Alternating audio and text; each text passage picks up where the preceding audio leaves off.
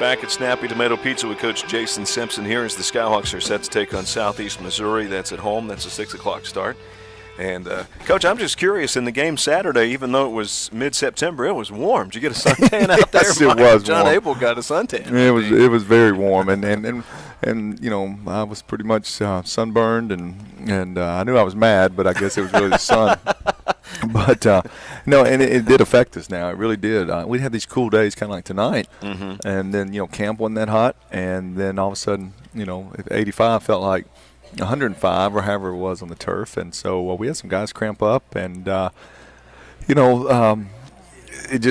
affected a little bit. Now obviously it didn't affect them; they made it through it, but no, it did. I could definitely see it affected us. The game against Southeast Missouri will be a little later in the evening at 6 o'clock coming up on Saturday. Coach, before we look ahead at that game, let's look back at some games in the Ohio Valley Conference. And it was at Eastern Illinois. They get the win over Austin Peay 63-7. Yeah, Eastern got it going. They need to get their first win, and so rolled up like 600-something yards. Tech really held on against Tennessee State. They fall, but 10-7 was the final. That surprised me. That was at Tennessee State. Yeah, actually, I think I saw where somebody told me today that Tech actually had a chance to kick a field goal at the end to tie it.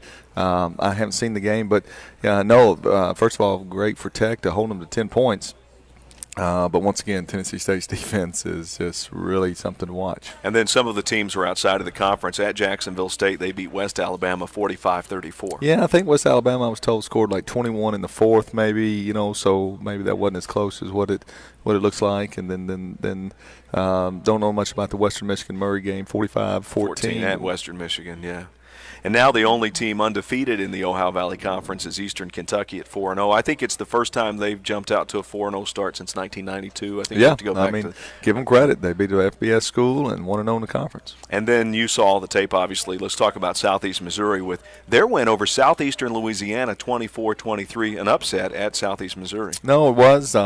And let's go back. I'm not sure what the score was last year, Southeast Missouri versus Southeast Louisiana, but I know it was a lot to a little with Southeastern winning.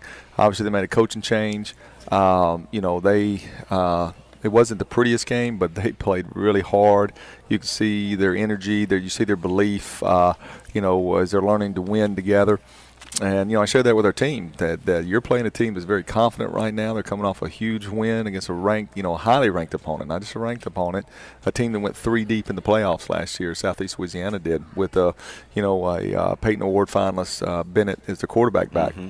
And they scratched out a win. I mean, they gave up the lead in the last 4 minutes or 3 minutes and fought back down and, get the win. And you could see the energy and the toughness of their football team. That's very concerning, but give them credit. That's what it's supposed to be about. And and I shared this. Guess what, guys? We're 7-1 against Southeast Missouri in the last 8 years. Guess what? That was last year's team and the teams in the past. It's not you, and we're not there right now, and they're better than they've been. So get ready. We got a great week of practice. Saturday is the matchup again. It's at 6 o'clock from Graham Stadium. After watching that tape, how is Southeast Missouri a better team? First they've got their quarterback back, and it's him and the wide receiver, or I think conference player of the week. He can run, he can throw. He's very mobile and tough runner as well. The wide receiver's got six touchdown catches, I believe. He leads the league. And anytime you can run power football with some option schemes, it's very difficult to play. You can't just shut out and stop the run because somebody's got to have the pitch. In the option game, and that can slow you down a little bit. And now they're able to throw because they're not now they're throwing for 200 yards a game. That's something they've not been doing in the past. So how close can you crowd that line of scrimmage? And obviously we hadn't really stopped big balls down the field very well. So we've got our hands full. Stopping this offense. Defensively, they've changed their front. They used to be a 4-man front. Now they're a 3-down front.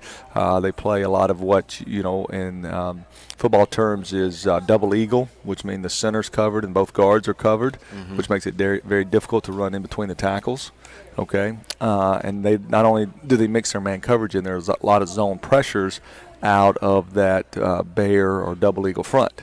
And so schematically, our quarterbacks, our coaches have got to be on point because it's a very unique defense. You don't see it every day, and so therefore a lot of teams that they played, Kansas included.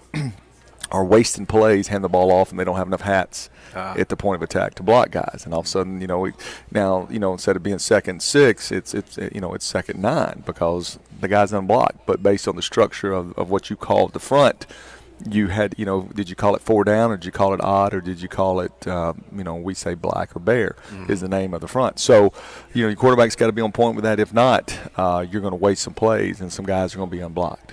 Coach, what do we need to see out of the Skyhawks Saturday? It's we'll go into the same way we always do. We'll get us a good plan together. Touchdowns again. I mean, we're moving the football. We're doing some good things on offense, obviously. All right, but it's got to be, if it takes scoring 35 points, we've got to be able to put 35 points up on the board. Okay. But if you say specifically what have we got to do, we've got to make sure that we ID fronts and don't waste plays this week versus in the run game. On defensively, same thing as last week, guys. We can't give up these big plays. You can't, you don't give yourself a chance when a team's able to score that easy against you.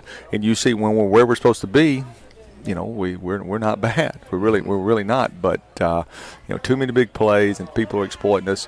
And Coach Bird and his staff's working their tail off trying to get this stuff fixed. But we can show you on tape. There's a guy there, and we missed a tackle, and then the running backs, beating us to the goal line. So no excuses. Got to get better. Practice tonight? Yep, practice tonight, Tuesday, Wednesday. Probably going to modify something a little Thursday and then go Friday. So be a little cool tonight. Looking forward to it. And on Monday is also Monday Night Football for our young players. So our young players dress out in full pads, there's probably 30 of them that don't dress out, and this is their time to get some plays and full contact, and kind of help build for the future as well. Okay, thank you, Coach. We'll see you Saturday. Hey, thanks, Chris. Coach Jason Simpson. Skyhawk Talk continues from Snappy Tomato Pizza in just a moment on the University of Tennessee at Martin Skyhawk Sports Network.